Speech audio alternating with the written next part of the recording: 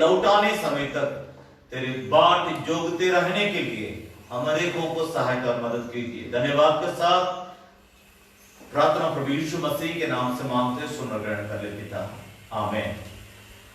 एक और बार सब किसी को जय मसीह की। परमेश्वर भला है और उसकी करुणा हम सबों के जीवन में सदा की है। लगातार हम परमेश्वर का वचन को अध्ययन करने के लिए परमेश्वर ने हमारे को सहायता और मदद किया। मैं उसकी महिमा परमेश्वर को देना चाहता हूं। आज के दिन इस विश्राम और पवित्र दिन में एक और बार परमेश्वर का वचन का अध्ययन करने के लिए और परमेश्वर की महिमा करने के लिए प्रभु ने जो मौका दिया है, एक और बार मैं परमेश्वर को धन्यवाद देना चाहता हूं। और इस उद्देश्य के साथ मैं आज भी जैसे मैं बीते हफ्ता कहा था कि परमेश्वर के धर्मशास्त्र के संबंधित 10 आशीर्वाद के बारे में मैं प्रचार करूंगा करके। तो पहला आशीर्वाद के बारे में आज मैं परमेश्वर का वचन को आपके सामने लाना चाहता हूं, लेकिन उसका मुद्दा पहले हम आपको बताते हैं, उसके बाद मैं पुराने हफ्ता की बातों को थोड़ा बहुत याद दिलाना चाहता हूं। ध्यान से आप सबको सबके मैं आग्रह करता हूं, सबको अपना बाइबल धर्मशास्त्र को खोल लें। लिखने वाले जरूर लिखें। बच्चों से मैं आग्रह करना चाहता हूं, जरूर आप लिखें, क्योंकि ये वचन आपके जीवन में बहुत काम का है और आप बहुतों के जीवन के लिए इस वचन के द्वारा आशीष का कारण बनेंगे। आज का प्रचार का मुद्दा God's word written with a purpose. परमेश्वर का धर्मशास्त्र एक उद्देश्य के साथ लिखी गई। मैं फिर कहना चाहता हूं, परमेश्वर का धर्मशास्त्र एक उद्देश्य के साथ लिखी गई। कौन सा उद्देश्य है उस संबंध में मैं 4 उद्देश्य की बातों को आपके सामने लाना चाहता हूं। फिर से मैं कहना चाहता हूं, God's word written with a purpose. परमेश्वर का धर्मशास्त्र, परमेश्वर का वचन उद्देश्य से लिखी गई है। वो कौन सा उद्देश्य है, क्या उद्देश्य है, उस उद्देश्य में आपको मेरा क्या फायदा है, उस उद्देश्य के द्वारा इस संसार में रहने वाले लोगों को क्या फायदा है, और उस उद्देश्य में आप कहां हैं, हम कहां हैं, इन सारी बातों को हम आज परमेश्वर के वचन के द्वारा अध्ययन करने जा रहे हैं। मैं फिर याद दिलाना चाहता हूं, परमेश्वर का धर्मशास्त्र एक उद्देश्य के साथ लिखी गई हमारे ये मुद्दा है। हमारे हाथ में जो बाइबल धर्मशास्त्र परमेश्वर ने दिया है, ये दुनियादारी किताब के समान नहीं है। ये किताब जैसे दुनियादारी किताबें होती हैं, उस प्रकार ये किताब नहीं है। इसका नाम है बाइबल धर्मशास्त्र। धर्म की बात सिखाती है, पाप क्या होता है, अधर्म क्या होता है, धर्म क्या होता है, पवित्रता क्या होता है, और परमेश्वर का राज्य, स्वर्ग राज्य क्या होती है, शैतान का राज्य अर्थात वो क्या होता है, और शैतान और उसके साथ में रहने वाले स्वर्गदूत, उसके साथ रहने वाले जो झुंड हैं, ये सब कोई नरक में, अधोलोक में किस तरह होंगे, और पाप करने वाले किस तरह उनके साथ जाएंगे, पवित्रता के साथ जीवन बिताने वाले, परमेश्वर की इस धर्मशास्त्र की बातों को मानने वाले, इस नियम कानून को अपने जीवन में लागू करके इस सत्य धर्मशास्त्र के अनुसार जो जीने वाले हैं, उन सभी लोगों को स्वर्ग राज्य में किस तरह परमेश्वर ले जा करके उनके साथ रखेगा, इन सारी बातों की वर्णन इस बाइबल धर्मशास्त्र में जिक्र की गई है। मैं सभी बातों को आपके सामने नहीं ला सकता हूं 1 घंटा में, परंतु मैं 4 बात को आपके सामने लाना चाहता हूं। उसके पहले मैं बीते हफ्ता के एक वचन को याद दिलाना चाहता हूं। इस वचन जो अभी हम आज से 10 परमेश्वर की दया होगी, मैं जरूर 10 बात को आपके सामने लाऊंगा। इस धर्मशास्त्र के द्वारा 10 प्रकार के आशीषों को किस तरह हम पा सकते हैं, वो कौन सी आशीष है, वो क्या है, आपके जीवन में किस प्रकार की लाभदायक हैं, इन बातों को आपके साथ इस परमेश्वर के वचन को जोड़ते हुए परमेश्वर की पवित्र आत्मा परमेश्वर की बातों को आप तक पहुंचाने के लिए वो तैयार है। मेरी बात को समझने की कोशिश कीजिए। हम किस वचन के आधार पर इन सारे वचनों का अध्ययन कर रहे हैं, उसके बारे में मैं बोलना चाहता हूं। बीते हफ्ता वचन से तरतराओ करके हम यशायाह भविष्यद्वक्ता की पुस्तक उसका 66 अध्याय दूसरी पद की दूसरी भाग से हमने परमेश्वर का इस सत्य वचन को अध्ययन किया था। मैं उस वचन को पढ़ रहा हूं, थोड़ा सा ध्यान से सुन लीजिए। यशायाह भविष्यद्वक्ता की पुस्तक उसका 66 अध्याय दूसरी पद की दूसरी भाग को मैं पढ़ रहा हूं। परंतु मैं उसी की ओर दृष्टि करूंगा, परमेश्वर कहता है, परंतु मैं उसी की ओर दृष्टि करूंगा जो दीन और खेदित मन का हो और मेरा वचन सुनकर थरथराता हो। मैंने बीते हफ्ता में कहा था, वचन परमेश्वर का वचन को सुनकर और उसके सामने नम्र होकर, दीन होकर, परमेश्वर के वचन को सुनने के बाद जो थरथराता है, उससे उस पर परमेश्वर दृष्टि करना चाहता है। मैं बीते हफ्ता 7 बात को बतलाया था, परमेश्वर के वचन से थरथराने से किस प्रकार की हम आशीर्वाद को प्राप्त करेंगे करके मैं 7 प्रकार के आशीर्वाद की बातों को परमेश्वर का वचन से आपके सामने लेके आया था। लेकिन आज इस बाइबल धर्मशास्त्र क्यों लिखी गई और क्यों हमारे हाथ में दी गई, और इस संबंध में मैं 4 बात को आपके सामने लाना चाहता हूं। उसके पहले बाइबल धर्मशास्त्र के बारे में एक भूमिका मैं आपको देना चाहता हूं, ध्यान दीजिएगा। परमेश्वर के नाम की स्तुति और प्रशंसा होने पाए, परमेश्वर के नाम की स्तुति और प्रशंसा होने पाए। ध्यान दीजिए, परमेश्वर हमसे इस सुबह के समय में बातचीत करना चाहता है। परमेश्वर हमसे अपने दिल की बात को हमसे बांटना चाहता है। परमेश्वर इस सुबह के समय में इस धर्मशास्त्र के वेद को हमारे सामने लाना चाहता है। सब किसी के पास जरूर बाइबल धर्मशास्त्र है, परंतु ये बाइबल धर्मशास्त्र क्यों हमारे लिए दिया गया है करके अगर आपसे कोई सवाल करेंगे, आप में से बहुत लोग इस सवाल का जवाब शायद नहीं दे सकते हैं। तो इसलिए उतना आपके अंदर जानकारी शायद नहीं होगा। जिनके अंदर इसकी जानकारी है, मैं उनके लिए परमेश्वर का धन्यवाद देना चाहता हूं। लेकिन पवित्र आत्मा, परमेश्वर की आत्मा आज आपसे यही ज्ञान आपको यही ज्ञान दे करके आपको इस प्रकार खड़ा करना चाहता है कि कोई भी आपसे सवाल करे, आप उनको सही तरह से जवाब दे। मेरी बात को समझने की कोशिश कीजिए। दूसरा तीमुथियुस की पत्री उसकी 3री अध्याय 16 और 17 पद को हम इस सुबह के समय में अध्ययन के लिए सबसे पहले मैं एक भूमिका पहले देना चाहता हूं, उसके बाद मैं 4 बात को जरूर प्रचार करूंगा। लेकिन इस बाइबल धर्मशास्त्र की भूमिका क्या है उसके बारे में मैं आपको पहले सुनाना चाहता हूं। दूसरा तीमुथियुस की पत्री उसकी 3री अध्याय 16 और 17 पद पढ़ेंगे। संपूर्ण पवित्र शास्त्र, संपूर्ण इस बाइबल धर्म शास्त्र परमेश्वर की प्रेरणा से रचा गया, परमेश्वर की प्रेरणा से रचा गया है और उपदेश और समझाने और समझाने और सुधारने और धार्मिकता की शिक्षा के लिए और धार्मिकता की शिक्षा के लिए लाभदायक है, ताकि परमेश्वर का जन सिद्ध बने, ताकि परमेश्वर का जन सिद्ध बने और हर एक भले काम के लिए तत्पर हो जाए। ध्यान दीजिएगा, तत्पर हो जाए। मेरी बात को समझने के, मैं सभी बात को बारंबार बोल नहीं सकता हूं, लेकिन आप इस बात को समझने की कोशिश कीजिए। मैं पढ़ रहा हूं, थोड़ा सा ध्यान दीजिए, मैं रुक रुक पढ़ रहा हूं। संपूर्ण इस बाइबल पवित्र धर्म शास्त्र परमेश्वर की प्रेरणा से रचा गया है। आपसे अगर कोई पूछेंगे इस बाइबल धर्म शास्त्र का लेखक कौन है, यहां पर 7 तवर से लिखा हुआ है परमेश्वर अपनी ही प्रेरणा से इस बाइबल धर्म शास्त्र को रचाया है। क्यों रचाया है? सवाल मैंने आपसे पहले ही कहा था, अंग्रेजी में कहा था, God's word written with a purpose। मैं आपसे कहना चाहता हूं इस संदेश का मुद्दा भी है कि परमेश्वर का धर्म शास्त्र एक उद्देश्य के साथ लिखी गई है। उस उद्देश्य को यहां पर थोड़ा बहुत मैं आपके सामने ला रहा हूं, ध्यान दीजिएगा कि उपदेश और समझाने, इस धर्म शास्त्र उपदेशों से भरा हुआ है। हम दुनिया भर के जो मानव जाति हैं, हम सभी लोगों के लिए समझाने की बातों से यह बाइबल धर्म शास्त्र भरा हुआ है।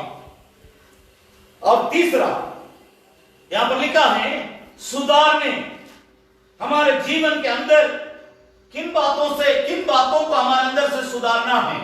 हमारे जीवन के अंदर परमेश्वर की जो नापसंद या अप्रिय बातें हम इंसानों के अंदर जो पाई जाती हैं, उसको सुधारना चाहता परमेश्वर।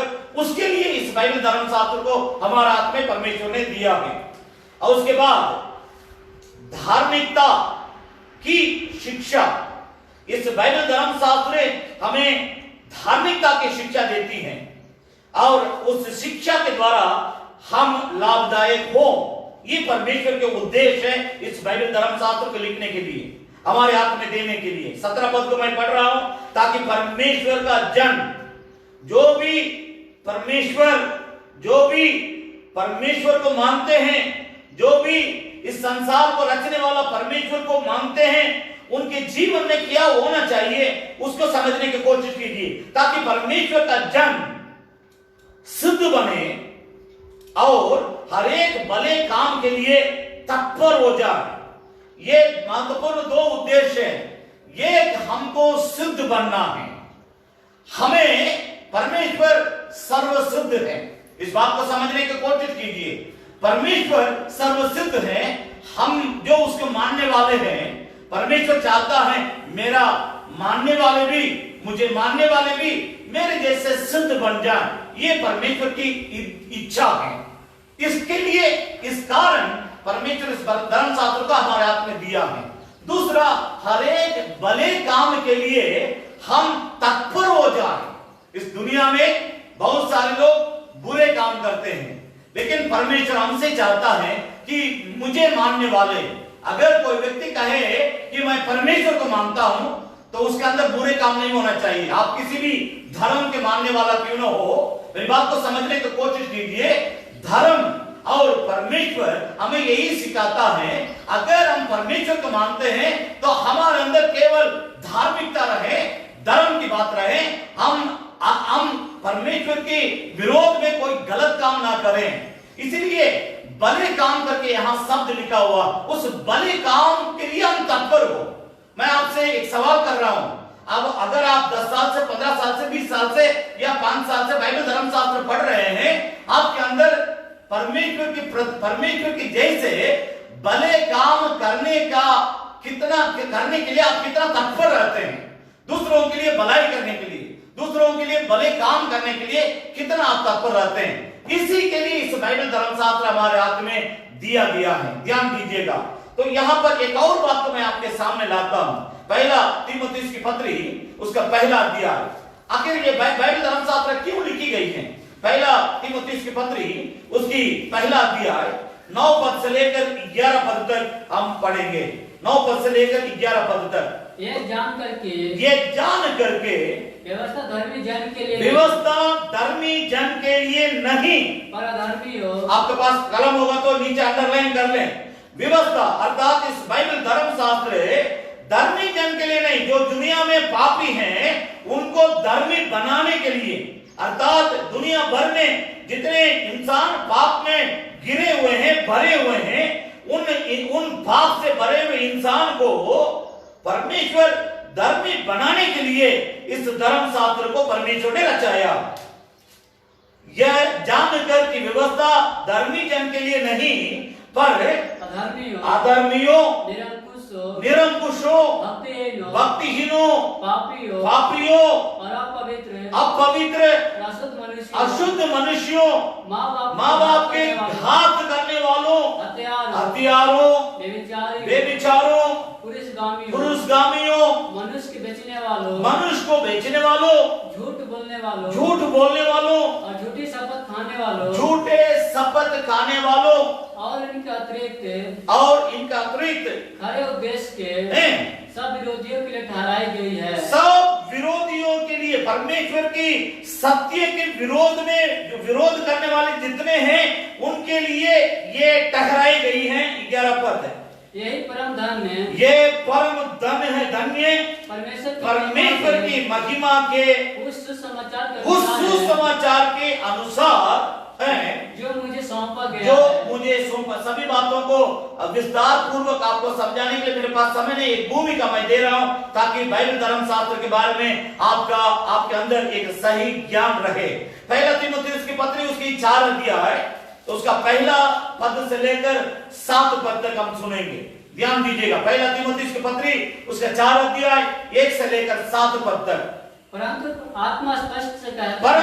पवित्र आत्मा स्पष्ट से कहता है कि आने वाले समय में कितने लोग भरमाने वाले आत्माओं से और दुष्ट आत्माओं की शिक्षाओं पर मन लगाकर विश्वास से बहक जाएंगे। ये उन झूठे मनुष्यों के कपट के कारण होगा जिनका विवेक मानो जलते हुए लोहे से दागा गया है, जो विवाह करने से रोकेंगे और भोजन की कुछ वस्तुओं से परे रहने के लिए आदेश देंगे, जिन्हें परमेश्वर ने इसलिए सृजा की विश्वासी और सत्य के पहचानने वाले, उन्हें धन्यवाद के साथ कायम, क्योंकि परमेश्वर की सृजी हुई हर एक वस्तु अच्छी है और कोई वस्तु अस्वीकार करने की योग्य नहीं,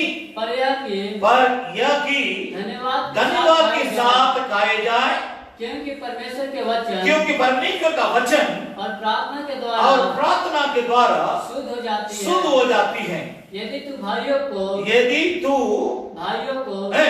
इन बातों की शुद्धि दिलाता रहे तो मसीह यीशु का अच्छा सेवक ठहरेगा। 7 पद को पढ़ेंगे। पर अशुद्ध और गुड़ियों की सी कहानियों से अलग रहो और भक्ति की साधना कर परमेश्वर के नाम की स्तुति और प्रशंसा हो। क्यों बाइबल धर्मशास्त्र हमारे हाथ में दी गई है? क्यों इस सत्य धर्मशास्त्र को परमेश्वर ने हमारे हाथ में दिया है? मैं एक और वचन को और आपको ध्यान को आकर्षण करना चाहता हूं। तीमुथियुस की पत्री, बाइबल धर्मशास्त्र में इस पत्री के बाद तीमुथियुस की पत्री के बाद तीमुथियुस की पत्री, उस तीमुथियुस की पत्री उसकी 3री अध्याय एक मिनट, इस वचन को पढ़ने से पहले एक और वचन को पढ़ने से उचित होगा। पढ़ेंगे दूसरा तीमुथियुस की पत्री उसकी तीसरी अध्याय, दूसरा तीमुथियुस उसकी तीसरी अध्याय 1 से लेकर 5 पद तक एक बार पढ़ देंगे। पर यह स्मरण रख कि अंतिम दिनों में कठिन समय आएंगे, क्योंकि मनुष्य स्वार्थी, लोभी, डिंगमार, अभिमानी, निंदक, माता पिता की आज्ञा टालने वाले, कृतज्ञ, अपवित्र, दया रहित, क्षमा रहित, दोष लगाने वाले, असंयमी, कठोर, भले काम के बैरी, विश्वासघाती, ढीठ, घमंडी और परमेश्वर की नहीं वरन सुख विलास ही के चाहने वाले होंगे। वे भक्ति का वेश धरेंगे, पर उसकी शक्ति को न मानेंगे, पर परमेश्वर की शक्ति को न मानेंगे। ऐसों से परे रहना। क्यों बाइबल धर्मशास्त्र हमारे हाथ में दी गई? मैं इन सारे सवालों का जवाब परमेश्वर के वचन से आपके हाथ में आपको दे रहा हूँ। क्यों बाइबल धर्मशास्त्र हमारे हाथ में दी गई? इन बातों को पढ़ लीजिए। मैं तो कहूंगा बारंबार पढ़िए। मैं तो कहूंगा कि महीना में कम से कम इन वचनों को आप रटते रहिए, क्योंकि आपको ये मालूम होगा कि बाइबल धर्मशास्त्र क्यों आपके हाथ में दिया गया। इस प्रकार के पाप से, इस प्रकार के लोगों से आप परे रहे। बाइबल धर्मशास्त्र स्पष्ट तौर से बतलाती है। अब आएंगे तीतुस की पत्री उसकी तीसरी अध्याय, तीतुस इस किताब इसके बाद में तीतुस उसकी तीसरी अध्याय 1 से लेकर हम 3 पद तक पढ़ेंगे। 1 मिनट, 3 से लेकर 5 पद तक पढ़ेंगे। क्योंकि हम पहले निर्बुद्धि और आज्ञा न मानने वाले और भ्रम में पड़े हुए और विभिन्न प्रकार की अभिलाषा और सुख विलास के दास्तों में थे, और भयभाव और ढा करने में जीवन व्यतीत। आपकी मेरी जीवन के बारे में लिखी हुई है। मैं फिर इस वचन को पढ़ाऊंगा, मेरी बात पर ध्यान दीजिए। एक सवाल के साथ मैं इस वचन को इन वचनों को आपके सामने एक इस प्रचार के लिए भूमिका के रूप में आपके सामने रखता हूं। ध्यान से सुनिए, क्यों इस धर्मशास्त्र लिखी गई, क्यों इस बाइबल धर्मशास्त्र हमारे हाथ में दी गई। इन दोनों बात को आपको समझने की जरूरत है, क्योंकि वो समय आ गया है। बाइबल धर्मशास्त्र में हम लोग लगातार आमोस की पुस्तक को अध्ययन करते रहे। लगभग डेढ़ महीना 6 हफ्ता परमेश्वर का वचन का अध्ययन किए थे। परमेश्वर का वचन में लिखा, आमोस 8 अध्याय 10, 11, 12 में इस प्रकार लिखा है कि 11 और 12 पद में इस प्रकार लिखा है, अंतिम समय में, दुनिया के अंत होने के समय में परमेश्वर का वचन का बहुत बड़ा अकाल होगी। लोग इस वचन के लिए मारे फिरेंगे। लोग एक समुद्र से दूसरे समुद्र पार करके जाएंगे। मुझे वचन चाहिए, हमें वचन चाहिए। आज मैं उसी के बारे में आपके सामने वचन को रख रहा हूं। आखिर ये बाइबल धर्मशास्त्र हमारे हाथ में क्यों दी गई? आखिर ये बाइबल धर्मशास्त्र हम क्यों लिखी गई? आखिर परमेश्वर इतना मेहनत, इतना परिश्रम क्यों वो खुद किया, क्यों अपने सेवकों से करवाया? आपके हाथ में आज बाइबल धर्मशास्त्र है, इसके इतिहास आपको जानना चाहिए। क्योंकि हमारा जीवन कैसा था, आज हमारा जीवन कैसा बन गया, इसका साक्षात इसके लिए गवाह है इस बाइबल धर्मशास्त्र। यहाँ पर लिखा है, तीसरे पद से पढ़ेंगे, तीतुस की पत्री 3 अध्याय 3 से लेकर पढ़ेंगे। क्योंकि हम भी आप अपना नाम वहां बगल में लिख लीजिएगा। आपके पास अगर कलम होगा, आपके जीवन के बारे में, मेरे जीवन के बारे में यहाँ पर लिखा हुआ है। क्या अभिषेक अपना नाम लगा करके पढ़ो। क्योंकि अभिषेक पहले निर्बोध, मैथ्यूस मैं पहले निर्बुद्धि और आज्ञा ना मानने वाले और भ्रम में पड़े हुए और विभिन्न प्रकार की अभिलाषाओं और सुख विलास के दास्तों में थे, और भयभाव और ढा करने वालों में जीवन व्यतीत करते थे, और घृणित थे, और एक दूसरे से बैर रखते थे। पर जब हमारे उद्धारकर्ता परमेश्वर की कृपा और मनुष्य पर उसका प्रेम प्रकट हुआ। मनुष्य, हम पापी मनुष्यों में, संसार की तमाम पाप के बंधन में रहने वाले, अंधकार में रहने वाले, शैतान के कामों में फंसे हुए लोगों को ऊपर जब उसकी कृपा हम मनुष्यों पर प्रेम के साथ प्रकट हुआ था, तो उसने हमारा उद्धार किया। तो परमेश्वर ने हमारा उद्धार किया इस वचन के द्वारा। मैं फिर कहना चाहता हूं, क्यों परमेश्वर का वचन लिखी गई है, इसको लिखने का एक उद्देश्य था, आपके जीवन को उद्धार करने, मेरे जीवन को उद्धार करने, दुनिया भर में रहने वाले हर इंसान के जीवन को उद्धार करने के लिए ये वचन लिखी गई है। पढ़ेंगे आगे। और ये धर्म के कामों के कारण नहीं, और यह धर्म की, ये बाइबल धर्म शास्त्र किसी धर्म के ऊपर जोर नहीं देती है। ये परमेश्वर इस पाप भरी दुनिया से पवित्र स्वर्ग में जाने का धार्मिक मार्ग की शिक्षा देती है, ना कि धर्म की शिक्षा देती है, धर्म पर ना कि जोर देती है। मेरी बात पर ध्यान दीजिएगा। 5 पद को फिर से पढ़ेंगे। तो उसने हमारा उद्धार किया, उसने हमारा उद्धार किया, और यह धर्म की कामों के कारण नहीं। मैं फिर कह रहा हूं, आपके पास कलम होगा तो नीचे अंडरलाइन कर ले। इस बाइबल धर्म शास्त्र धर्म की कामों के कारण लिखी नहीं गई। ये धार्मिक आपको आपके किसी धर्म में जोड़ने के लिए, किसी धर्म में बांधने के लिए, किसी धर्म की जो है आपको बहकाव में ले जाने के लिए नहीं, परंतु हमारे जीवन का उद्धार करने के लिए। इसलिए 5 पद में लिखा, तो उसने हमारा उद्धार किया, और यह धर्म की कामों की कारण नहीं, परंतु अपने आप की किए हैं, अपनी दया के अनुसार, और अपने दया के अनुसार नए जन्म के स्नान और पवित्र आत्मा के हमें नया बनाने के द्वारा हुआ। परमेश्वर के नाम की स्तुति हो। ये क्यों ये बाइबल धर्म शास्त्र लिखी गई, क्यों बाइबल धर्म शास्त्र हमारे हाथ में दी गई, इस बाइबल धर्म शास्त्र को लिखने का उद्देश्य क्या था, उसकी मैं जवाब दे रहा हूं। उसके बाद मैं 4 पॉइंट को आपको जरूर बतलाऊंगा। इसी अध्याय में 9 पद को थोड़ा सा एक बार पढ़ लें। 9 पद, पर मूर्खता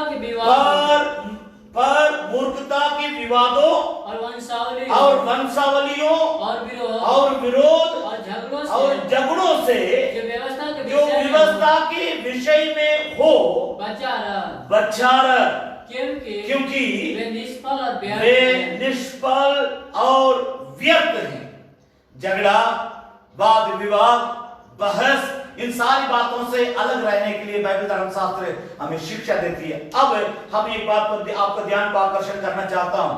इस पुराने नियम में 10 आज्ञा परमेश्वर ने मूसा के द्वारा दिया था, और सुलेमान के द्वारा, आपको मैं याद दिला रहा हूं इस बाइबल धर्म शास्त्र के एक भूमिका आपको मैं दिखाना चाहता हूं। परमेश्वर मूसा के दिन में सिनाई पर्वत पर उसको बुलाया और 10 आज्ञा लिख करके दिया। इसके अलावा किस प्रकार जीना, किस प्रकार नहीं जीना करके व्यवस्था विवरण पुस्तक को लिखने के लिए परमेश्वर ने उसको बुद्धि दिया, उसको अगुवाई किया, उसको प्रेरणा दिया, उसी के द्वारा लिखी गई थी। परंतु इस संसारिक जीवन में हमें किस प्रकार बुद्धिमान के समान जीना चाहिए, उसके बारे में, उस बात को समझने के लिए सुलेमान नामक एक महाज्ञानी मनुष्य को परमेश्वर ने इस्तेमाल किया। वो मनुष्य परमेश्वर के ज्ञान की बातों को परमेश्वर से ज्ञान पाकर के लिखता है, और वो मनुष्य एक और व्यवस्था सभा उपदेशक करके ये जो किताब है, उस किताब को आप पढ़िएगा। दुनिया क्या मतलब क्या है, दुनिया के अंदर क्या होती है, क्या नहीं होती है, इसमें क्या टिकेगा, क्या नहीं टिकेगा, इन सारी बातों को, इस दुनिया के अंतर्गत की बातों को सभोपदेशक पुस्तक के द्वारा, सुलेमान के द्वारा परमेश्वर ने लिखवाया। ध्यान दीजिएगा, यहां पर एक और बात को मैं यहां सब संक्षेप में मैं बतला रहा हूं। इसके बाद जब प्रभु यीशु मसीह परमेश्वर का पुत्र इस संसार में मनुष्य का रूप धारण करके आया, तब प्रभु यीशु मसीह जब प्रचार किया था, तब लोग प्रभु यीशु का कहने लगे कि हे उत्तम गुरु करके प्रभु यीशु मसीह को लोगों ने कहा। दुनिया में बहुत सारे परमेश्वर के दास लोग आकर के सत्य वचन को जरूर प्रचार किए, लेकिन उत्तम गुरु करके केवल प्रभु यीशु मसीह को ही लोगों ने कहा। मैं आपसे यही कहना चाहता हूं, इस बाइबल धर्म शास्त्र आखिर क्यों लिखी गई है, मैं आपसे कहना चाहता हूं इसका उद्देश्य क्या है। परमेश्वर इसके द्वारा आपको क्या सिखाना चाहता है, इस बाइबल धर्मशास्त्र के द्वारा परमेश्वर हमें क्या बताना चाहता है, उसी के बारे में मैं 4 बात को आपके सामने लाना चाहता हूं। मेरी बात को समझने की कोशिश कीजिए। मैं फिर इस मुद्दा को आपके सामने आपको ये मैं याद दिलाना चाहता हूं। God's word written with a purpose।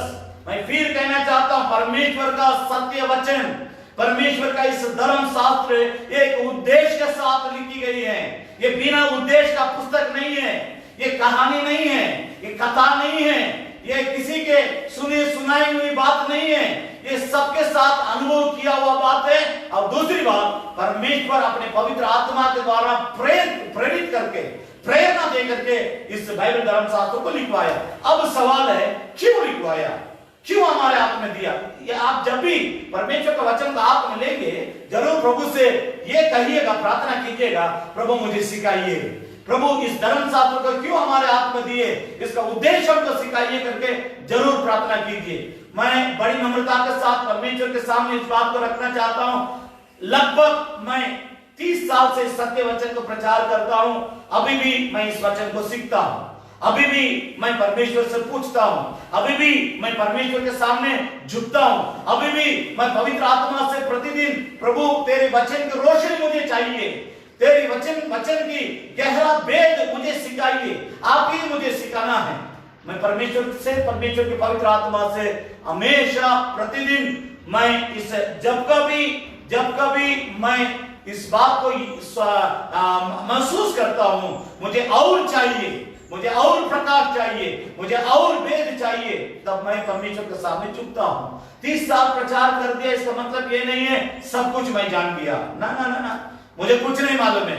मुझे सिखाने वाला प्रभु परमेश्वर है, पवित्र आत्मा। मैं उसके सामने झुकता हूं, आज भी झुकता हूं। आज भी मैं सवेरे 5 बजे उठ करके जब प्रार्थना किया था, घुटना टेक करके उस समय प्रभु से यही कहा, मुझको कोई ज्ञान नहीं है, मुझको कुछ भी मालूम नहीं है, आप मुझे सिखाइए।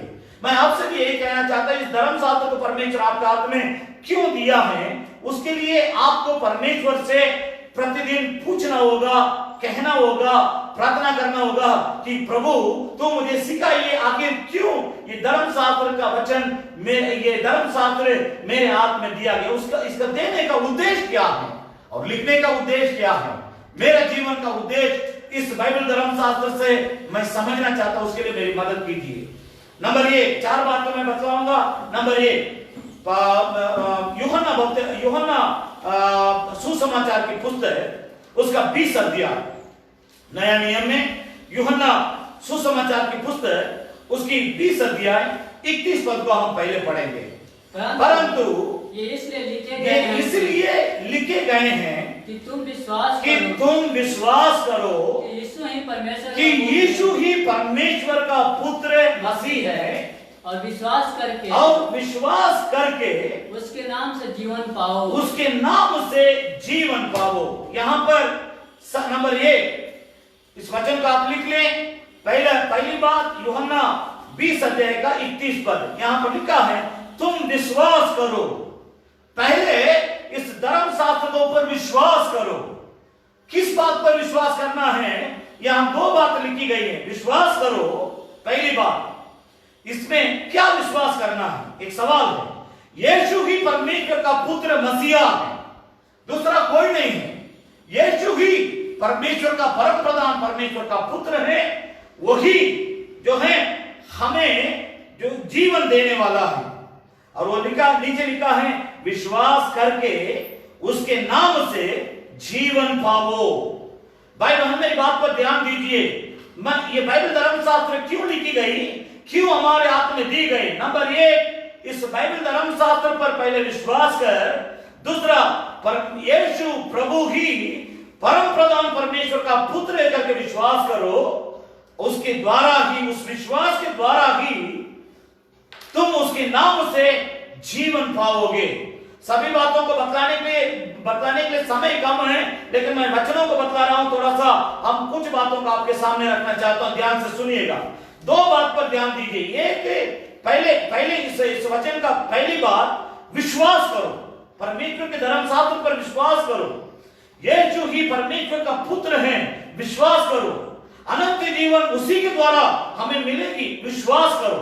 विश्वास के द्वारा ही हम परमेश्वर की संपूर्ण आशीर्वाद को हम प्राप्त कर सकते हैं। एक वचन को पहले पढ़ेंगे, लूका रचित सुसमाचार की पुस्तक उसका पहला अध्याय 35 पद को पढ़ेंगे। लूका रचित सुसमाचार की पुस्तक उसका पहला अध्याय 35 पद, यहाँ पर 35 पद।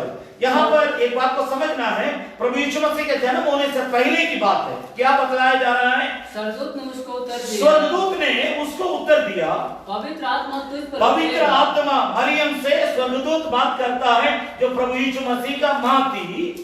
मरियम से स्वर्गदूत ने उत्तर दिया कि पवित्र आत्मा तुझ पर उतरेगा और परम प्रधान की सामर्थ और परम प्रधान की सामर्थ तुझ पर छाया तुझ करेगी। पर छाया करेगा। इसलिए वो पवित्र जो उत्पन्न होने वाला है, और वो जो पवित्र है, जो उत्पन्न होने वाला है, और वो परमेश्वर का पुत्र कहलाया जाएगा। ध्यान दीजिएगा, यहाँ पर प्रभु यीशु मसीह के जन्म होने से पहले ही इस बात को स्वर्गदूत के द्वारा यीशु प्रभु की मां जो मरियम थी उनको उस कुमारी उम्र में उसको बताया जाता है।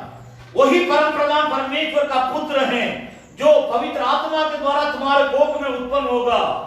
एक और बात को पढ़ेंगे, मत्ती रचित सुसमाचार की पुस्तक उसके 3 अध्याय 14 पद, 14th वर्ड, 14 पद। परंतु यूहन्ना ये कहकर उसे रोकने लगा कि मुझे तेरी हाथ से बपतिस्मा लेने की आवश्यकता है और तू मेरे पास आया है। जब प्रभु यीशु मसीह वहां यरदन नदी में प्रभु यीशु मसीह बपतिस्मा लेने के लिए आया, वहां यूहन्ना बपतिस्मा दे रहा था लोगों को। उस समय यीशु उसके सामने आकर के कहा मुझे भी बपतिस्मा दो।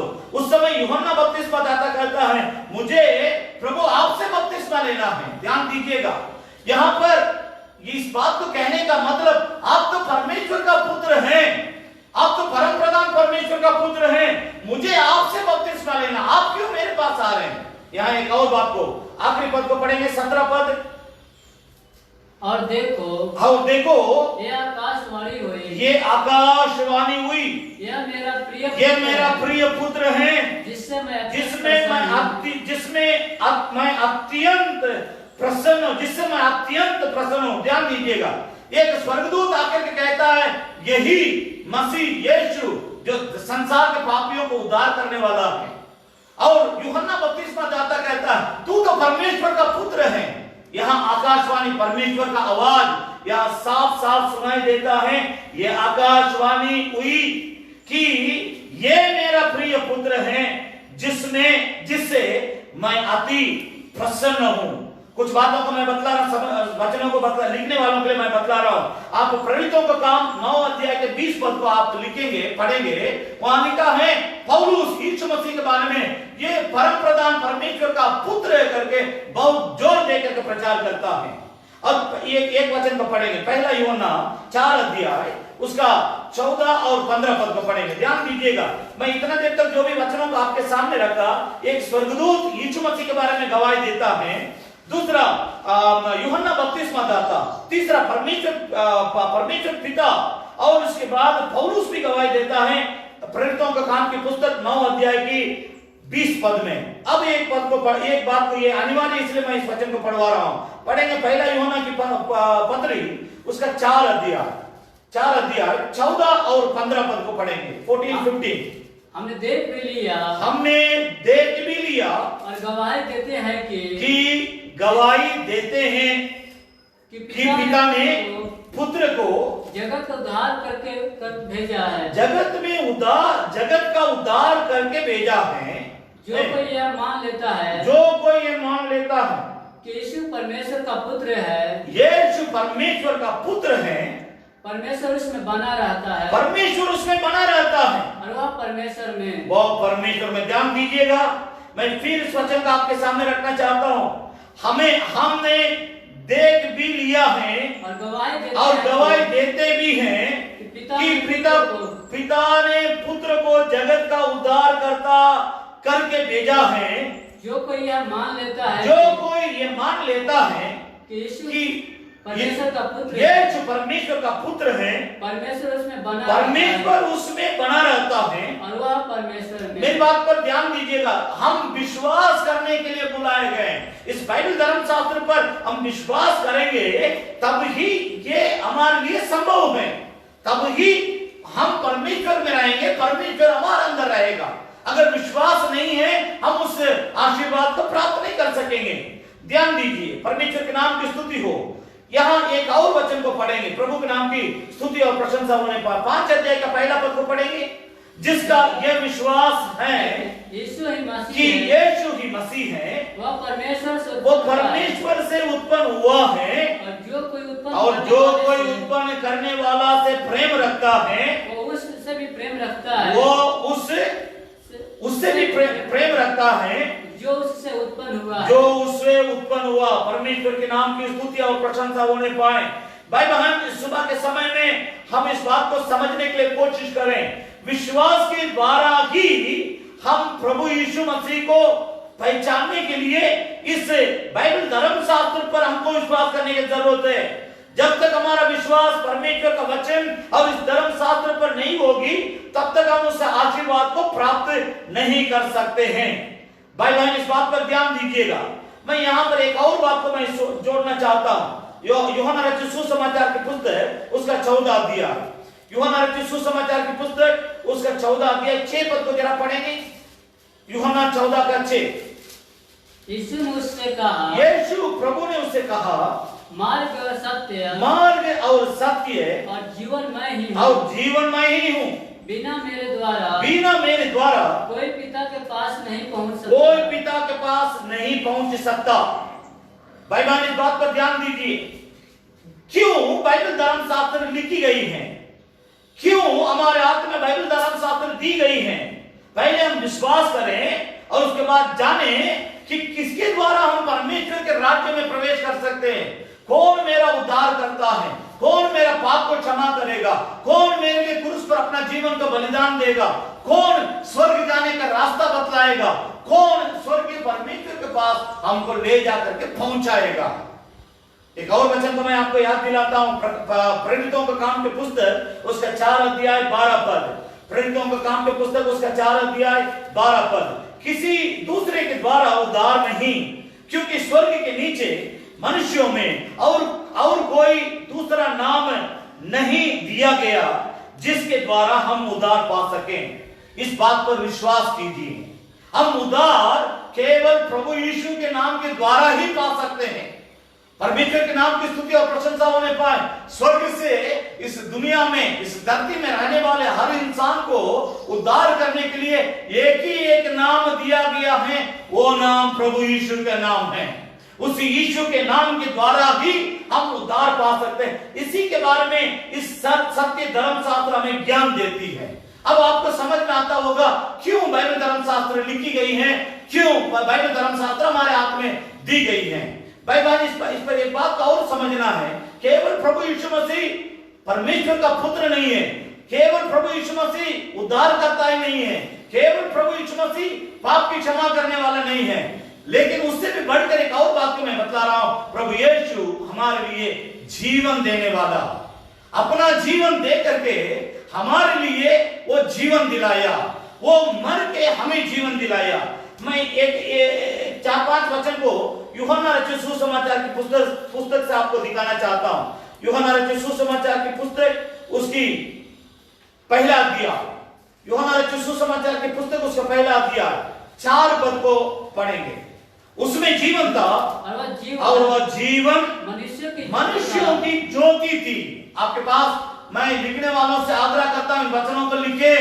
आपको ये मालूम होना चाहिए, बाइबल धर्म शास्त्र आपके घर में 5 आदमी हैं तो 5 के लिए 5 बाइबल जरूर आप रखते होंगे, लेकिन इस 5 बाइबल को रखते हुए अगर 5 आदमी आपसे आके पूछे कि ये 5 बाइबल आप क्यों रखे हैं, हमको थोड़ा समझाइए, आखिर ये क्यों आपके हाथ में है, क्यों आपके लिए क्यों लिखी गई है, परमेश्वर इसके द्वारा हमें क्या सिखाना चाहता है। इन सारी बातों के ज्ञान हमारे को होना चाहिए।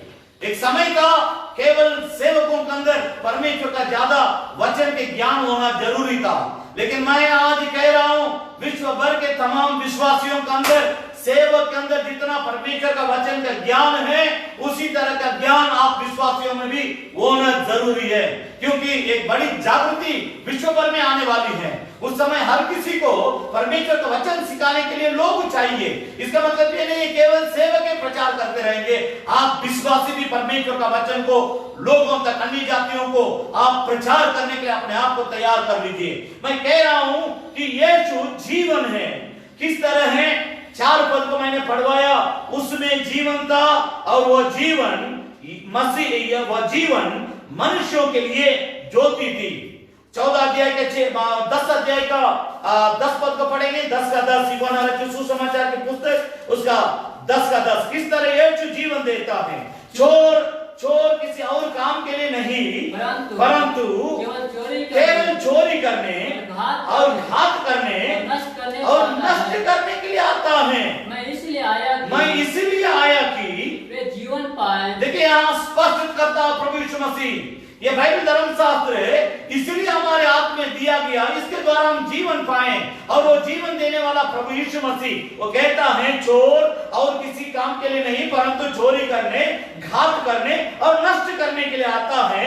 परंतु मैं इसलिए संसार में आया हूं कि वे जीवन पाए, कि वे मुझ पर विश्वास करने वाले जीवन पाए और बहुतायत से जीवन पाए।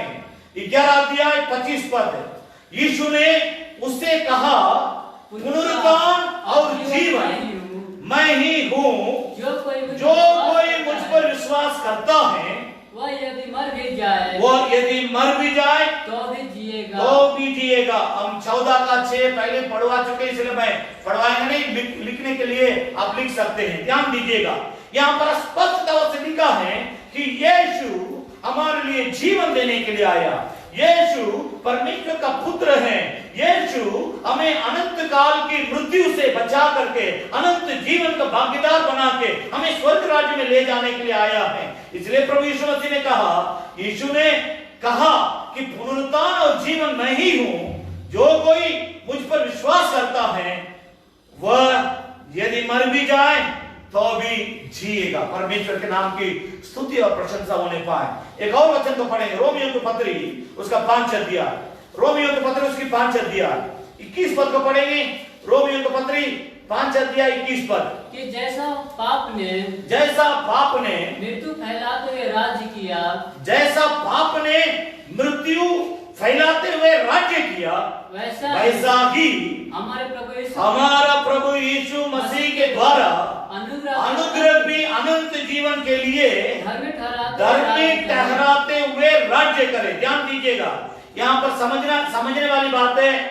जैसा पाप ने मृत्यु फैलाती हुई राज्य किया विश्व भर में, जो भी पाप करता, बाइबल धर्मशास्त्र बतलाती है पाप की मजदूरी तो मृत्यु है।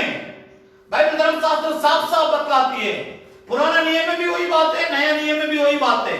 पुराना नियम में पाप करने वाला आत्मा, अगर पाप करने वाला इंसान पाप के साथ बिना पाप की क्षमा मांगे मर जाए तो बाइबल धर्मशास्त्र बतलाती है उसको नरक में जाना पड़ेगा।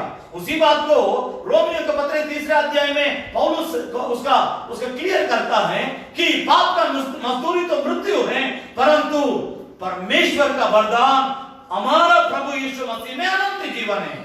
इस बात की जानकारी आपको केवल बाइबल धर्मशास्त्र में मिलेगी। हर मनुष्य पाप करता है, उस पाप की क्षमा पाने के लिए अपना अपना तरीका अपनाता है। कोई पहाड़ पर चढ़ता है, कोई नदी पार करता है, कोई जंगल में जाके रहता है, कोई मरुभूमि में जाके रहता है, कोई समुद्रों को पार करता है, कोई दुनिया भ्रमण करता है।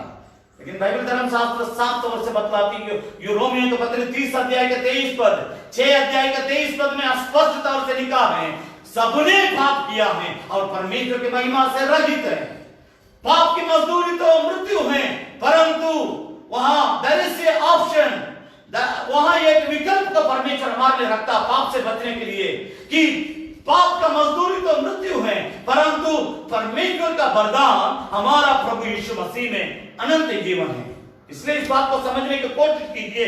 जैसा पाप मृत्यु को फैलाते हुए इस दुनिया में, धरती में, मानव जाति के अंदर राज्य किया है, वैसा ही हमारा प्रभु यीशु मसीह के द्वारा अनुग्रह भी अनंत जीवन के लिए धर्मी टहराते हुए राज्य करे। इसलिए हम जो नरक के संतान थे, हमारा पाप को क्षमा करने के प्रभु यीशु मसीह ने क्रूस पर अपना जीवन को बलिदान दिया। बलिदान दे करके उसकी लहू हमारे लिए बहने के चलते आज हम उद्धार पाए, आज हम पाप की क्षमा पा लिए। बाइबल धर्मशास्त्र बतलाती है सबने पाप किया, परमेश्वर की महिमा से जरूर अलग हो गए, रहित हो गए, लेकिन यीशु का लहू हमें सब पापों से शुद्ध करता है, उस जीवित परमेश्वर के साथ हमें जोड़ता है। इसलिए बाइबल धर्मशास्त्र बतलाती है, हालेलुया, परमेश्वर अपना पुत्र प्रभु यीशु मसीह की मृत्यु, बलिदान, उसकी लहू बहने के द्वारा, उस लहू हमारे ऊपर छिड़के जाने के द्वारा, धोए जाने के द्वारा हम धर्मी बनते हैं। इसकी ज्ञान इस बाइबल धर्मशास्त्र देती है। मेरी बात को समझने की कोशिश कीजिए। आप इस उद्देश्य के साथ बाइबल को पढ़िए। ये बाइबल धर्मशास्त्र क्यों लिखी गई और ये बाइबल धर्मशास्त्र क्यों हमारे हाथ में दी गई। एक वचन को पढ़ेंगे, पहला यूहन्ना की पुस्तक, पहला यूहन्ना की पत्री, उसकी 5 अध्याय 12 पद। पहला यूहन्ना की पत्री, उसकी 5 अध्याय और उसकी 12 पद को पढ़ेंगे। जिसके पास पुत्र है, जिसके पास पुत्र है, उसके पास जीवन उसके है, पास जीवन है। और जिसके पास परमेश्वर का पुत्र जिसके पास परमेश्वर का पुत्र नहीं है, उसके पास जीवन भी नहीं है। एकदम संदेश साफ है। क्यों ये बाइबल धर्मशास्त्र लिखी गई, क्यों ये बाइबल धर्मशास्त्र हमारे हाथ में दी गई। परमेश्वर हमें जीवन देना चाहा, इसके लिए इस बाइबल धर्मशास्त्र हमारे हाथ में दी गई। इसके चलते ही बाइबल धर्मशास्त्र लिखी गई। इसलिए मैं आपसे कहना चाहता हूं कि इस बाइबल धर्मशास्त्र के वचन के ऊपर विश्वास करें। विश्वास इस बात पर करें कि प्रभु यीशु मसीह ही उद्धार करता है, प्रभु यीशु मसीह ही मसीहा है, प्रभु यीशु मसीह ही परमेश्वर का पुत्र है, प्रभु यीशु मसीह ही हम मानव जाति के उद्धार के लिए अपना जीवन को क्रूस पर बलिदान दिया है। प्रभु यीशु मसीह ही हमें जीवन देने वाला उद्धार करता प्रभु है। इन बातों पर विश्वास करने के लिए ये बाइबल धर्मशास्त्र हमें प्रेरणा देती है, हमें शिक्षा देती है। क्यों, दूसरी बात, क्यों बाइबल धर्मशास्त्र लिखी गई, मैं दूसरा पॉइंट को बतला रहा हूं। To give hope to man, all man, सभी मनुष्यों को आशा दिलाने के लिए, इस संसार में निराशाओं से भरे हुए मानव जाति को आशा दिलाने के लिए ये बाइबल धर्मशास्त्र लिखी गई है। रोमियो की पत्री, उसकी 15 अध्याय, मैं दूसरी पॉइंट को बोल रहा हूं, ये पहला पॉइंट समाप्त हो गया। दूसरी पॉइंट रोमियो की पत्री, उसकी 15 अध्याय, वहां 4 पद को पढ़ेंगे। रोमियो की पत्री 15 का 4। जितनी बातें पहले लिखी गई, जितनी बातें पहले लिखी गई वे हमारी शिक्षा के लिए लिखी गई कि हम धीरज, कि हम, यहाँ पर 3 बातें, कि हम धीरज और पवित्र शास्त्र की प्रोत्साहन द्वारा, शांति के द्वारा आशा रखें। धीरज, शांति और आशा, इन तीनों बात को हम परमेश्वर से प्राप्त करने के लिए इस बाइबल धर्मशास्त्र लिखी गई, हमारे हाथ में दी गई।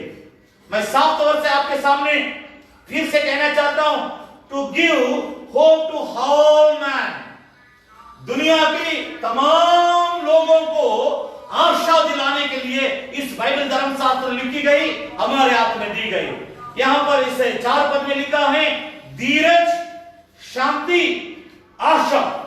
परमेश्वर के द्वारा हम इन बातों को पाने के लिए सबसे पहले आशा, जो आशा रहित है उनको परमेश्वर आशा देने की बातें इस बाइबल धर्मशास्त्र के द्वारा करता है। कैसे? भजन संहिता उसकी 27 अध्याय, भजन संहिता की पुस्तक उसकी 27 अध्याय, यहाँ पर देखिए कितना सुंदर ढंग से भजनकार अपना अनुभव को लिखता है। इस बाइबल धर्मशास्त्र के खूबियों में यह भी एक खूबी है, केवल परमेश्वर ही नहीं है परंतु परमेश्वर के जितने संतगण, भक्तगण थे, वे अपना अनुभव को भी इसमें लिखते हैं। परमेश्वर के साथ रहने के चलते मेरे साथ किया हुआ है। 27 अध्याय का 5 पद भजन संहिता पढ़ेंगे। क्योंकि वक्त मुझे विपत्ति के दिन में, परमेश्वर तो मुझे विपत्ति के दिन में अपने मंडप में छिपा रखेगा, अपने मंडप में छिपा रखेगा, अपने तंबू के गुप्त स्थान, अपने तंबू के गुप्त स्थानों में वो मुझे छिपा लेगा और चट्टान पर कितना बड़ा आशा की बात है कितना बड़ा सांत्वना की बात है, कितना बड़ा तसल्ली की बात है। ये बाइबल धर्मशास्त्र सांत्वना की बातों से भरी हुई है। इस बाइबल धर्मशास्त्र तसल्ली की बातों से भरी हुई है। इस बाइबल धर्मशास्त्र आशा की बातों से भरी हुई है। उसी के बारे में एक भक्त अपना जीवन के अनुभव को यहाँ पर बतलाता है। चारों तरफ समस्याओं से ये भक्त, ये मनुष्य घेरा हुआ है। चारों तरफ समस्या है। उस देश का राजा उसको कत्ल करने के लिए आदमी को उसके पीछे लगा दिया। जब तक उसको मार नहीं डालेगा तब तक हमसे आके भेंट नहीं करना। तो वो व्यक्ति लेकिन ये व्यक्ति परमेश्वर की बहुत प्यार करने वाला, परमेश्वर के निकट रहने वाला, परमेश्वर के साथ चलने वाला, तो वो अपने बातों को कह करके परमेश्वर से रोता है, प्रार्थना करता। तब इस प्रकार की मैं समस्याओं से, यहाँ एक शब्द लिखा हुआ विपत्ति, क्योंकि वो तो मुझे विपत्ति के दिन में अपने मंडप में छिपा रखेगा। विपत्तियों से मैं घेरा हूं, लेकिन मेरा परमेश्वर मुझसे कहता डरो मत, मैं तुमको अपने मंडप में छिपा के रखूंगा। अपने तंबू में, तंबू के गुप्त स्थान में मैं तुमको छिपा लूंगा और चट्टान पर बेटा तुमको मैं चढ़ाऊंगा। आज हमारे सामने एक बहुत बड़ा विपत्ति है जो कोरोना वायरस है। दुनिया में लगभग 4 लाख लोग मर चुके हैं, 70-75 लाख लोग संक्रमित हैं। हमारे हिंदुस्तान की संख्या लगभग 2.5 लाख संख्या के आसपास पहुंच चुकी है। 7,000 के नजदीक में मृतकों की संख्या है। देश के हर प्रांत में ये इस बीमारी का कहर चल रहा है। मेरी बात को समझने की कोशिश कीजिए। आप जितना बीमारी से डरते हैं, मैं आपसे कहूंगा उससे 100 गुना आप परमेश्वर से, परमेश्वर के वचन से डरिए। उसी के द्वारा परमेश्वर आपको बचाएगा। क्योंकि ये दास पूरी तरह से उसकी आशा टूट गई, पूरी तरह से विपत्तियों से घेरा हुआ है। तो वो परमेश्वर उससे कहता है, परमेश्वर कि मैं बेटा तुम चिंता मत कर, मैं तुमको अपने मंडप में छिपा के रखूंगा। मैं तुमको अपने तंबू के गुप्त स्थान में, मेरा गिरजाघर, मेरा भवन, मेरे आराधनालय, मेरे मंदिर में मैं तुमको छुपा के रखूंगा। मैं गुप्त स्थान में रखूंगा। बेटा चिंता मत करो, कितना भी महामारी या भूखमरी क्यों ना आ जाए, मैं तुमको चट्टान पर खड़ा करके रखूंगा। बेटा चिंता मत करो। हालेलुया, परमेश्वर के नाम की स्तुति और प्रशंसा होने पाए। एक और वचन को मैं यहाँ पर जोड़ना चाहता हूँ, 42 अध्याय, इसी किताब की 42 अध्याय। मैं सभी वचनों को पढ़ नहीं सकता हूँ, आप थोड़ा प्रयास कीजिए। 5 पद, फिर यहाँ पर 5 पद।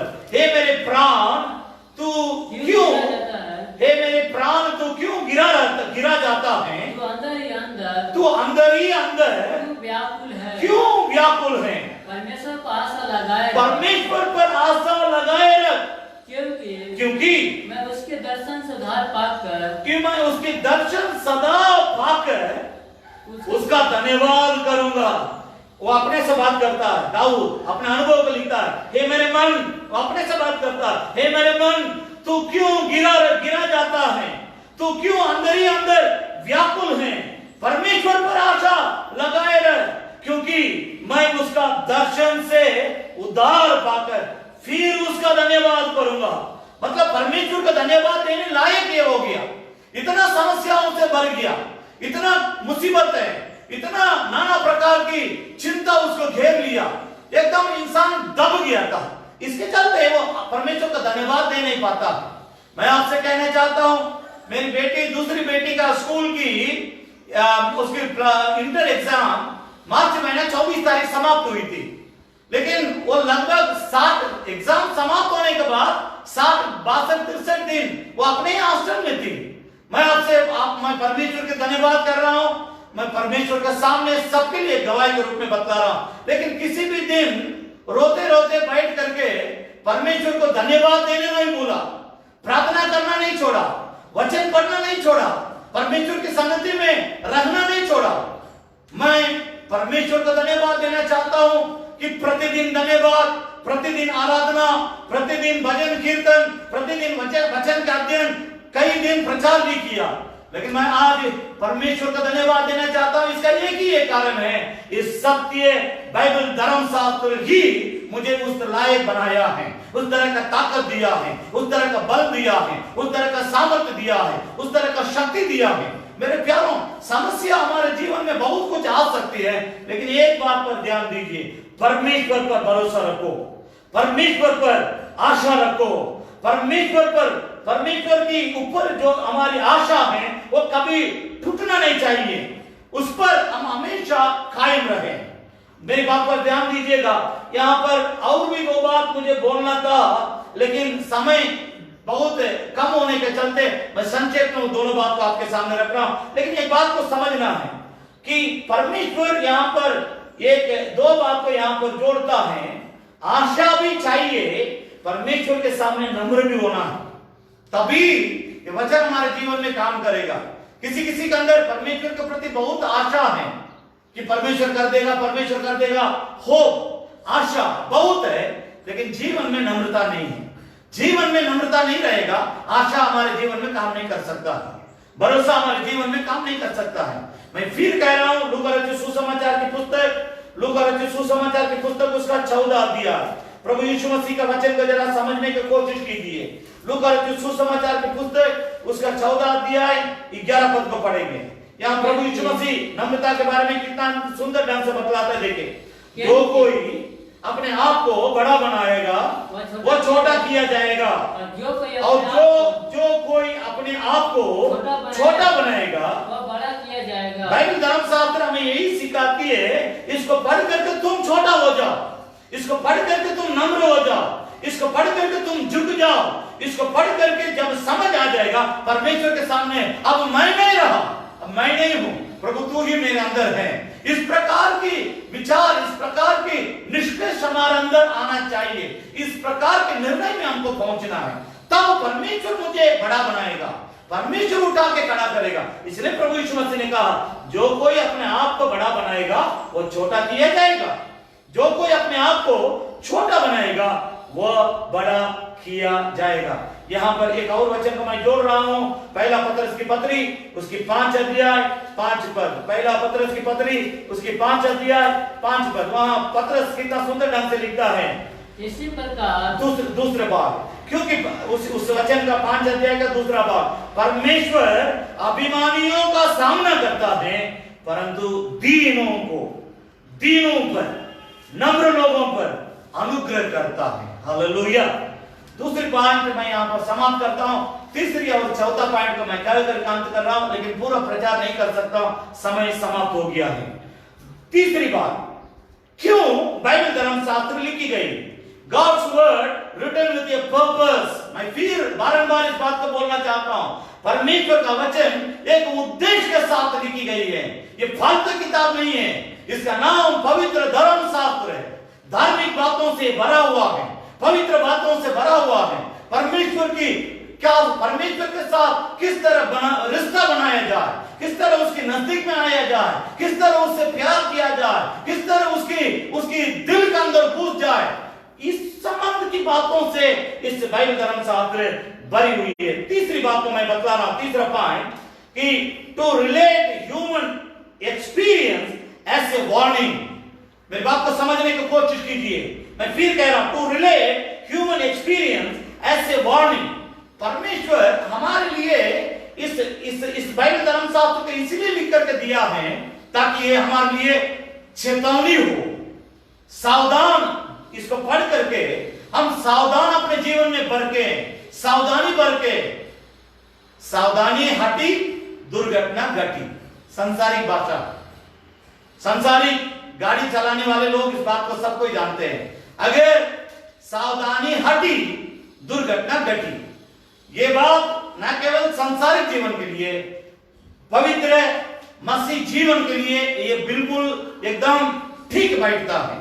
इस जीवन में आपकी सावधानी अगर हटी, जरूर दुर्घटना घटी। 10 कुंवारी दूल्हा के इंतजार में बत्ती लेकर के निकले। 5 बुद्धिमान स्त्रियां थी, 5 निर्बुद्धि स्त्री थी। 5 के पास एक्स्ट्रा तेल था, बत्ती में भी तेल है, एक्स्ट्रा भी लेके चल रहे थे। 5 निर्बुद्धि हैं, जितना तेल था बत्ती ले लिया, चलने लगा। रास्ता में 5 निर्बुद्धियों की बत्ती बुझ गई और वे बुद्धिमानों के साथ जाकर के मांग रहे थे कि सुनिए ना, थोड़ा सा तेल दे दो, हम बाद में दे देंगे। तो बाद में देने वाला एडजस्टमेंट का काम इस मार्ग में नहीं होता। मैं फिर कह रहा हूं, यहां 19-20 नहीं होता। मसीह जीवन में 19 का मतलब 19 है, 20 का मतलब 20 है। आप 19-20 करके कितने लोग आए थे? 19-20 लोग आए होंगे। कितना आप मार्क लिए? 19-20 मार्क लिए। ऐसा नहीं बोल सकते। साफ साफ हाँ का मतलब हाँ, ना का मतलब ना, इससे बढ़कर सब बुराई को उत्पन्न करेगा। तो तेल नहीं है, मांग रहे थे तेल दीजिए। वो लोग कहता है तुम लोग जाकर के ले लो, अब हमारा दूल्हा आने का समय हो गया, अब हम नहीं दे सकते क्योंकि हमारा भी तेल खत्म होने वाला, हमको इसी में डालना, हमको आगे बढ़ना है। मेरी बात पर ध्यान दीजिए, वो सावधानी का मतलब है। उस सावधानी, अब हमारा दूल्हा आने वाला है, यह जो फिर इस संसार में आने वाला है, आपकी सावधानी एकदम नहीं घटना चाहिए।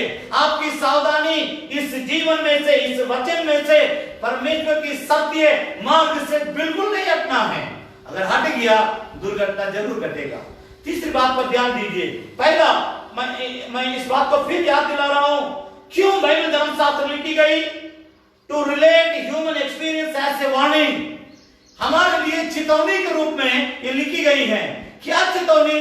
हमसे पहले जो परमेश्वर के साथ थे, वे परमेश्वर के साथ सावधानी पूर्वक नहीं रहने के चलते उनके साथ दुर्घटना घट गई। पहला कुरिन्थियों का पत्री, उसका 10 अध्याय एक ही बार पढ़ेंगे क्योंकि लंबा है। पहला पद से लेकर 12 पद, पहले 11 और 12 पद को पढ़ेंगे, उसके बाद 1 से लेकर 10 पद तक एक साथ पढ़ देंगे।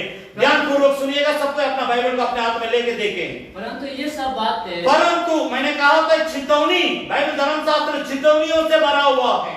परंतु ये बातें जो उन पर पड़ी दृष्टांत के रीति पर भी, और वे आपके पास कलम होगा तो मैं फिर याद दिला रहा हूं, ये बाइबल धर्मशास्त्र हमारी चेतावनी के लिए लिखी गई है कि जगत के अंतिम समय में रहते हैं, लिखी गई हमारे लिए चेतावनी के रूप में लिखी गई है। आपसे मैं फिर सवाल कर रहा हूं, आखिर क्यों बाइबल धर्मशास्त्र लिखी गई है? हमारी चेतावनी के लिए लिखी गई है। 12 पद, इसलिए जो समझता है कि मैं स्थिर हूं, वो चौकस रहे कि कहीं गिर ना पड़े। अब ध्यान दीजिएगा, एक पद से लेकर एक साथ लगातार पढ़ते आएंगे।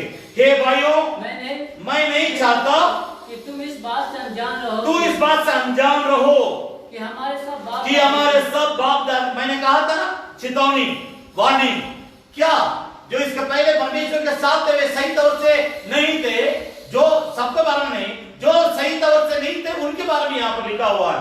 जो हमारे बाप दादे थे बादल के नीचे थे, और सबके सब समुद्र के बीच में से पार हो गए थे, और सबने बादलों में और समुद्र में मूसा का बपतिस्मा लिया। और सबने, देखिए यहाँ पर एक और चेतावनी, बपतिस्मा ले करके, मूसा के साथ रह करके, परमेश्वर की आवाज को सुन करके इन लोगों के साथ दुर्घटना घट गई, क्योंकि चेतावनी के ऊपर ध्यान नहीं दिया, परमेश्वर के धर्मशास्त्र के ऊपर ध्यान नहीं दिया, परमेश्वर के वचन के ऊपर ध्यान नहीं दिया।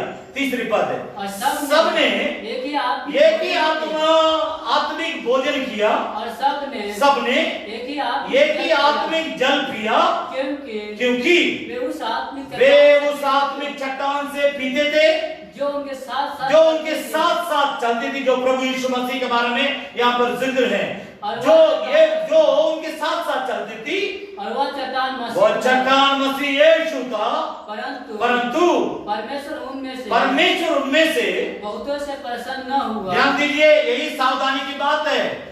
जरूर वे परमेश्वर के साथ चलते थे, मूसा के साथ चलते थे, बपतिस्मा लेके चलते थे, आत्मिक भोजन मन्ना को खाते थे, जो स्वर्गीय भोजन था, जो जिसको स्वर्गदूत खाया करते थे, उस भोजन इनको देने के बावजूद भी यीशु मसीह साथ साथ थे, मूसा साथ साथ था, तब पर भी 5 पद में लिखा, परंतु परमेश्वर उनमें के बहुत तेरे से प्रसन्न ना हुआ, इसलिए वे जंगल में ढेर हो गए थे। 6 पद, ये बातें हमारे लिए दृष्टांत के रूप में ठहरी कि जैसे उन्होंने लालच किया, वैसे ही बुरी वस्तुओं का लालच न करे। सावधानी कहाँ होना है?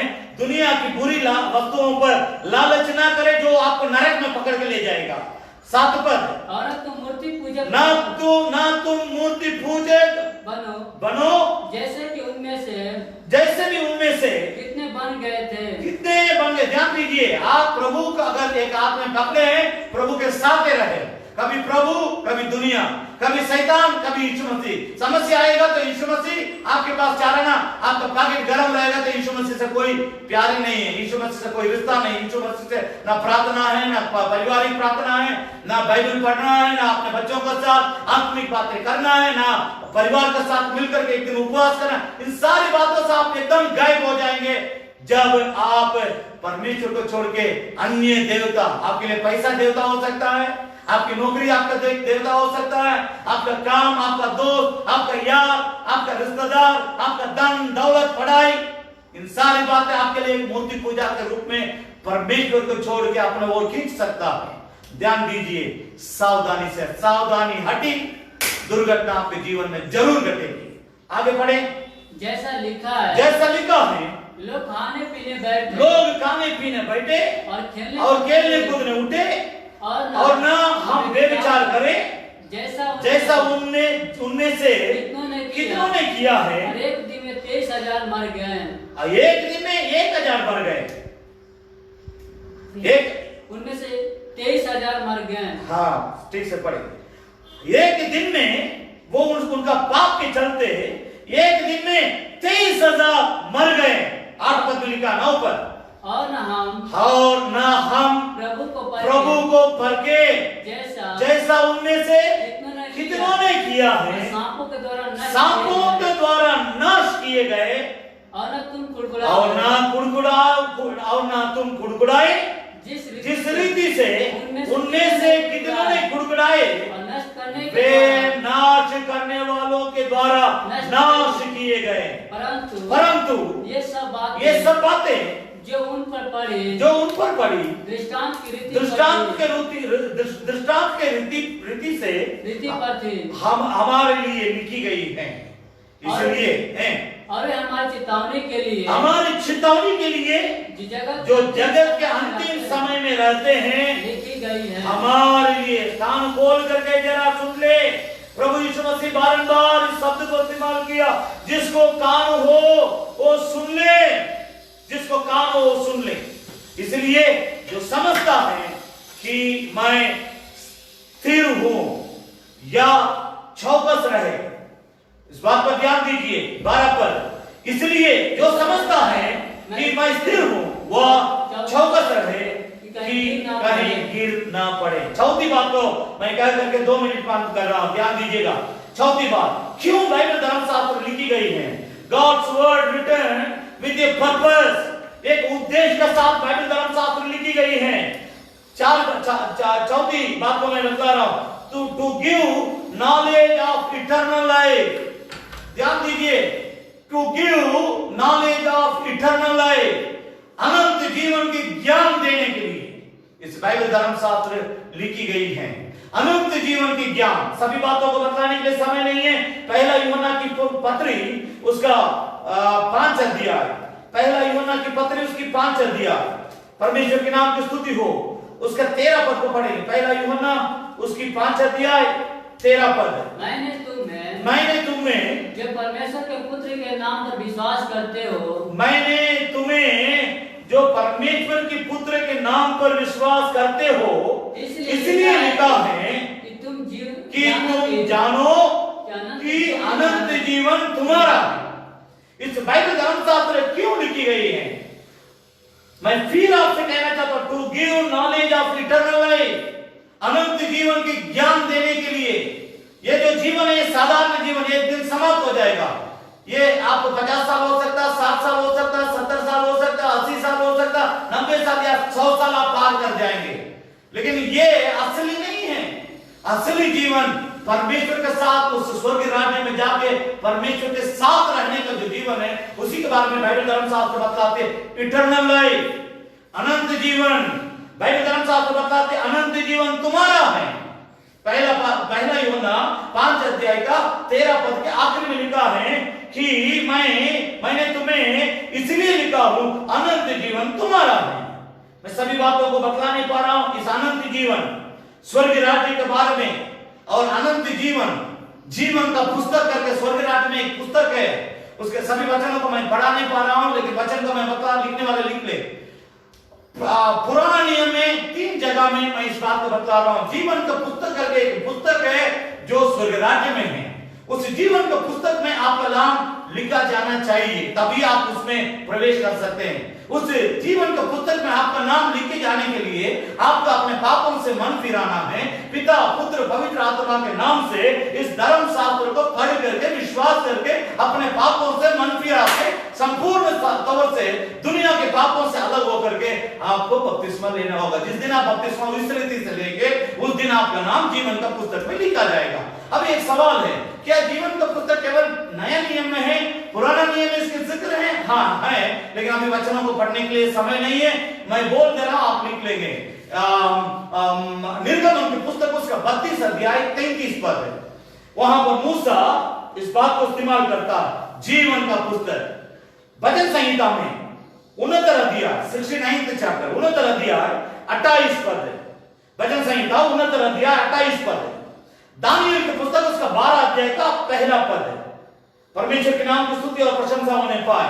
इन सभी बातों में पुराना बहुत सारी जगह में मैं 3 बात आपके सामने रखा हूं। जीवन का पुस्तक का जिक्र पुराना नियम में भी है, लेकिन प्रभु यीशु मसीह इसके बारे में जब बतलाया तब एक वचन को पढ़ेंगे। लूका रचित सुसमाचार की पुस्तक उसका 10 अध्याय, लूका रचित सुसमाचार की पुस्तक उसका 10 अध्याय।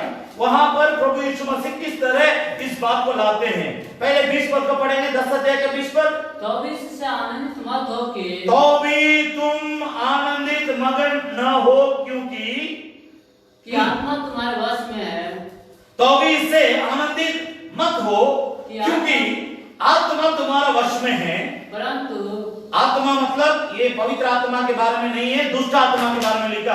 आत्मा तुम्हारा वश में करके आनंदित मत हो, परंतु इससे आनंदित हो कि तुम्हारा नाम स्वर्ग में जीवन का पुस्तक में लिखा हो। ये शब्द प्रभु यीशु मसीह अपने चेलों से बात कर, चेलों से जो वार्तालाप कर रहा था उसके बारे में लिखा हुआ। किस परिस्थिति में यीशु मसीह इस शब्द को कहा था? 18 पद उसने 17 पद से पढ़ेंगे। वे 70 आनंद से फिर आकर कहने लगे, सेवकाई करके आके कहने लगे, हे प्रभु तेरे नाम से दुष्ट आत्मा भी हमारे वश में आ गए। 18 पद उसने उससे कहा, मैं शैतान को बिजली के नाई स्वर्ग से गिरा हुआ देख रहा था। 19 पद देखो मैंने तुम्हें सांप और बिच्छुओं को रोकने का और शत्रुओं के सारे सामर्थ्य का अधिकार दिया है, और किसी वस्तु से तुम्हें कुछ हानि नहीं होगी। ये सब ठीक है। तो 20 पद तो भी इससे आनंदित मत हो। कभी कभी जो वरदान प्रभु ने हमें दे दिया उसके लेकर हम उछलने में लग जाते हैं। आप वरदान से बड़ा इस बात को समझ लीजिए, प्रभु है। वरदान से बड़ा परमेश्वर है, वरदान से बड़ा पवित्र आत्मा है, वरदान से बड़ा परमेश्वर का बाइबल धर्म शास्त्र है, वरदान से बड़ा स्वर्ग राज्य है, वरदान से बड़ा स्वर्ग राज्य में जो जीवन का पुस्तक में आपका नाम, मेरा नाम जो लिखा हुआ है वो सबसे बड़ा है। उस पर प्रभु यीशु मसीह यहाँ चर्चा कर रहा है। तो भी इससे आनंदित मत हो, क्योंकि आत्मा तुम्हारे वश में है, परंतु इससे आनंदित हो कि तुम्हारे नाम स्वर्ग पर लिखा हुआ है। हालेलुया। भाई बहन, परमेश्वर के नाम की स्तुति और प्रशंसा होने पाए। मैं यहाँ पर प्रचार को रोकता, लेकिन इस जीवन के पुस्तक में आपका नाम होना जरूरी है। यहाँ 6 लोग मेरे द्वारा शैतान भाग गया, मेरे द्वारा अद्भुत काम हो गया, मेरे द्वारा चंगाई हुआ है, मेरे द्वारा परमेश्वर बड़ा चमत्कार काम हो गया करके ये लोग इससे आनंदित हो रहे थे, मगन हो रहे थे। प्रभु ने कहा इन सारी बातों को छोड़ दो, तुम्हारा नाम स्वर्ग में जीवन का पुस्तक में लिखा हुआ, उससे आनंदित हो जाओ। मेरे प्रचार को सुनने वाले सबसे मैं पूछना चाहता हूं, कितने लोगों का नाम उस जीवन का पुस्तक में है? आपका नाम होना बड़ी बात नहीं है, वहां तक आपको पहुंचना है, उस लायक आपका जीवन होना। जिसका नाम अभी तक वहां लिखा नहीं है, बपतिस्मा नहीं लिए, दुनिया के पापों में आप मर रहे हैं, सड़ रहे हैं, आज प्रभु यीशु आपको अपने ओर खींच रहा है, आपको अपने प्रेम को ओर बुला रहा। आओ बेटा, बेटी आओ, तमाम दुनिया के पापों को छोड़ो, मेरा प्यार को समझो, मेरे हाथों को देखो, मेरे पैरों को देखो,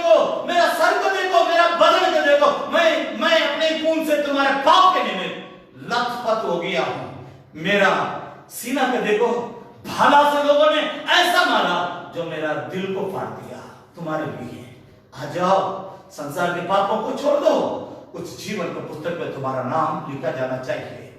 मैं 3 या 4 वचन को बोल रहा हूं, लिखने वाले लिख ले हैं। प्रकाशित वाक्य के पुस्तक में बहुत जगह में जिक्र है, लेकिन 4 वचन को मैं आपके सामने रखता हूं। प्रकाशित वाक्य 3 अध्याय 5 पद, 20 अध्याय 12 पद। पहले मैं बोल रहा हूं, प्रकाशित वाक्य 3 अध्याय 5 पद, 20 अध्याय 12 पद, 21 अध्याय 27 पद, 22 अध्याय 19 पद। फिर से मैं बोल रहा हूं, प्रकाशित वाक्य 3 अध्याय का 5 पद, 20 अध्याय का 12 पद, 21 अध्याय का 27 पद, 22 अध्याय का 19 पद। अब हम समझते हैं कि आप इस बाइबल धर्मशास्त्र क्यों लिखी गई है, आप इस बात को समझ गए होंगे, थोड़ा बहुत जरूर समझ गए होंगे। आइए हम अपने आंखों को बंद करें, हम परमेश्वर के सामने दीन और नम्रता के साथ, ये परमेश्वर की ओर से हुआ है। हम साधारण मनुष्य हैं, मेरे अंदर इतना बुद्धि ज्ञान नहीं है। परमेश्वर जो हमें सिखाने के लिए बताता उसी को बताते हैं। इस सुबह के समय में हम अपने जगह में परमेश्वर के, अगर आप इस सत्य वचन के सामने धन्यवाद की हृदय के साथ दीन और नम्र बनते हुए, थरथराते हुए, प्रभु परमेश्वर का वचन क्यों लिखी गई है, मेरे हाथ में क्यों दिया गया है, क्यों God's word written with a purpose, परमेश्वर का वचन एक उद्देश्य के साथ लिखी गई है। उस उद्देश्य का अगर आप समझ गए हैं, उस उद्देश्य के अनुसार आपको जीना चाहते हैं, आप जीना चाहते हैं, मैं तो कहूंगा परमेश्वर के दास होने के नाते आप अपने जगह में नम्रता के साथ घुटना में आए, अपने दोनों हाथों को उठाएं, हम अपने जीवन को परमेश्वर के हाथ में अर्पण करें। प्रभु महान, हम आपके वचन के लिए धन्यवाद करते हैं करके दिल खोल करके हम परमेश्वर को धन्यवाद करें, अपने दोनों हाथों को उठा करके परमेश्वर को धन्यवाद करें। Hallelujah, hallelujah, hallelujah. हम अपने आप को दीन करें, हम अपने आप को नम्र करें, हम परमेश्वर के सामने घुटना में आए, हम अपने हाथों को उठा करके परमेश्वर का धन्यवाद करें। हमारा टैलेंट बड़ा नहीं है, हमारा खूबियां कुछ नहीं है, परमेश्वर का अनुग्रह हमारे लिए बड़ा है, परमेश्वर का वचन हमारे लिए बड़ा है, परमेश्वर का धर्मशास्त्र हमारे लिए बड़ा है। हमारा पैसा, हमारा पढ़ाई, हमारा धन दौलत, हमारे नौकरी, इस संसार की सारी बातें हमारे लिए कुछ नहीं है। परमेश्वर का बाइबल धर्मशास्त्र, परमेश्वर का वचन से बढ़कर इस संसार में हमारे लिए कुछ नहीं है। हम अपने दोनों हाथों को उठा करके आइए हम प्रार्थना करें। स्वर्गीय पिता परमेश्वर, तेरे सामर्थ्य हाथों में है, तेरे लोगों को सौंपते हैं, तेरे वचन के अनुसार जीने के लिए तेरे लोगों को सहायता और मदद कीजिए।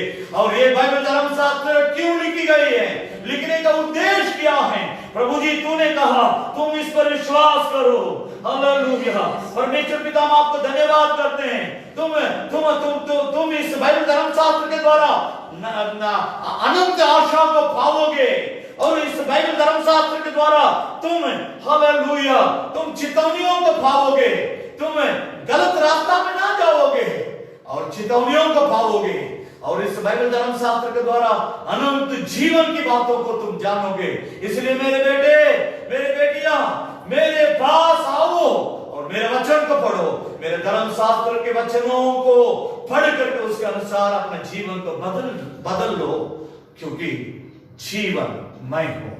प्रभु यीशु तू ही जीवन है। प्रभु हम आपकी संतान हैं, हम सब कोई आपके संतान हैं। आपके वचन के आधीन में हम आते हैं, आपके वचन के सामने झुकते हैं, आपके सामने झुकते हैं। हमारा नाम आपके स्वर्गीय राज्य के जीवन के पुस्तक में लिखा हुआ है, उसके लिए कोटि कोटि धन्यवाद करते हैं। इस वचन के द्वारा हमने उद्धार पाया, इस वचन के द्वारा हमने पाप क्षमा पाया, इस वचन के द्वारा हमने आपके संतान बना, इस वचन के द्वारा हमने पाप से, श्राप से, रोग से, शैतान से, अंधकार से हमने उद्धार पाया। हमने इस वचन के द्वारा आज जो भी हमारे पास आशीर्वाद है, इस वचन के द्वारा तूने हमें दिया है।